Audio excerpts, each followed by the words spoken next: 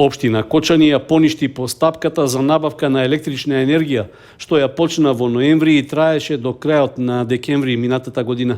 Причина за поништувањето е што во предвидениот едномесечен период од јавната набавка за избор на снабдувач со струја не била добиена ниту една соодветна понуда од овластените фирми. Со тоа, општината ќе биде принудена целата постапка да ја повтори за да обезбеди струја за наредниот период. Јавната набавка, што почна на крајот на ноември, дојде по само 8 месеци, откако предходно беше подпишан договор со добавувачот Energy Delivery Solutions, а како причина за повторното објавување на набавката беше наведено дека предвидените средства за струја се веќе потрошени поради повисоките цени. Објавувањето на нов јавен повик ќе биде по трет пат, откако минатата година во август исто така беше побаран снабдувач, но и тогаш општината не добила ниту една прифатлива понуда. Пресметките што беа направени, базирани на потрошувачката во текот на претходниот едногодишен период, покажуваат дека се потребни околу 1250 мегават часови електрична енергија во скапата и ефтината тарифа. Од буџетот на општина Кочани за струја се плаќа за околу 120 електрични броила за улично осветлување, како и за јавни простории. Меѓу нив, покрај општинската зграда влегуваат и објектите на сите средни и основни училишта, на противпожарната единица, спортските сали, градскиот стадион, етно куќата и други простории со помала површина. Скоро 3 години поминаа од иницијативата на жителите од Горни и Долни Подлог и Мојанци за поврзување на нивните населби со линискиот автобуски превоз до Кочани, зашто имаа доставено и писмено барање до локалната самоуправа и до Советот на општина Кочани. Барањето го подкрепија со неколку стотини потписи, собрани со петиција што ја организираа во 2020-та. Во образложението на својата иницијатива наведоа дека со тоа ќе се обезбеди редовен, поевтин и лесно достапен превоз на околу 1500 жители, колку што живеат во трите населени места, а тоа посебно се однесува на повозрасните лица. Гледам дека низ градот скоро речени секој мало поминува. Па што сме ние помалку од тие жители, кога сме и ние жители на општина Кочани? Хендикеп е што немаме лекар, например. И многу луѓе немаат да дадат пари за такси да одат на лекар. Тука ни се загрозува здравието. Ако има една градска линија, мислам дека ќе ја зачуваме и малку средината. Почист воздух, не мора сите коли да палат да одат со такси, со една линија ќе одат повеќе патници. На последните неколку седмици на Советот на општина Кочани, прашањето за проширувањето на опфатот на линискиот автобуски превоз повторно беше актуализирано, при што освен до Горни, Долни Подлог и Мојанци, беше побарано автобусот да вози и до Тракање. До каде и кој ќе биде реализирано, односно процесуирано барањето на нашите сограѓани од Долни Подлог, Горни Подлог и Мојанци, да се обезбеди градска линија редовна, и мислам дека како Совет ние треба заеднички да смогнеме сили, да направиме напори и да ја обезбедиме на тие сограѓани кои што живеат во Горни, Долни и Мојанци. Тоа иницијатива поднесена малце поодамна и затоа напоменав. Прашувам, подсетувам и пренесувам. Сакам да прашам за субвенционирањето на општински линиски превоз. Дали сега ние треба да предложиме или за населените места? За субвенционирање на општински линиски превоз. Да се воведе линија Тракање Кочани. Жителите на 4 рамничарски села во образложението на барањето истакнуваат дека се чувствуваат обесправено и дискриминирано, затоа што додека некои општини во државата воведуваат електричен автобуски превоз, во Кочани не може да се реализира постапка за проширување на веќе постојниот. Предлогот на советничката Атанасова за проширување на превозот до Тракање беше прифатен, но прашање е дали ќе заживее во практика. Образложението што го дадоа од општинската администрација е дека треба да се чека да заврши подпишаниот договор со сегашниот превозник. Со оглед што договорот е подпишан на 1 март минатата година, а рокот на важност му е 2 години, тоа значи дека најмалку до идната пролет жителите од овие села ќе мора да бараат друг начин за превоз до градот. Во меѓувреме, општината има и доволно време да ги испита потребите на местното население, за да не се случи да организира нешто спротивно од потребното.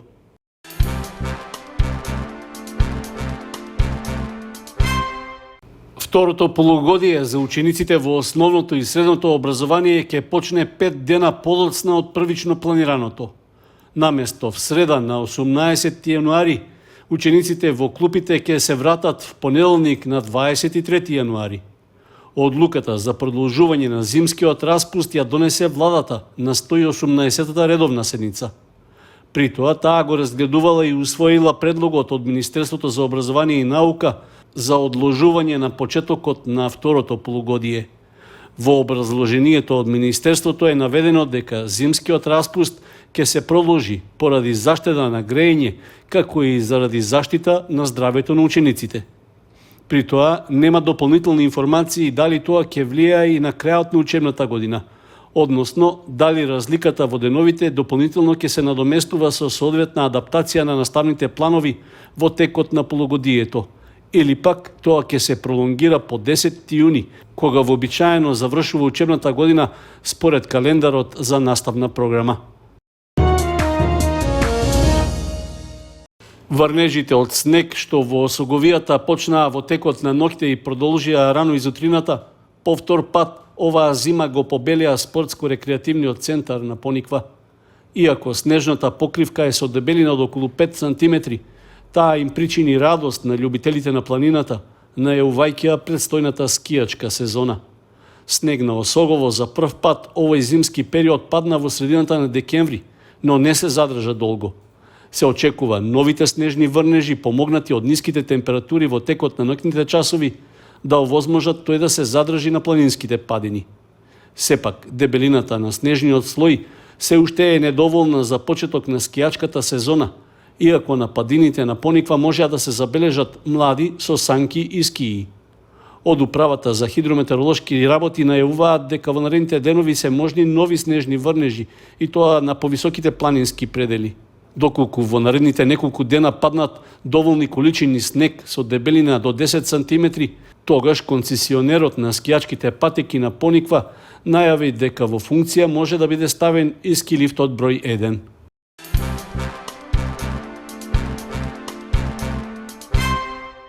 Извидничкиот одред Ластовица е организатор и домакин на 5-дневен зимски тренинг камп, што се одржува во спортско-рекреативниот центар Пониква.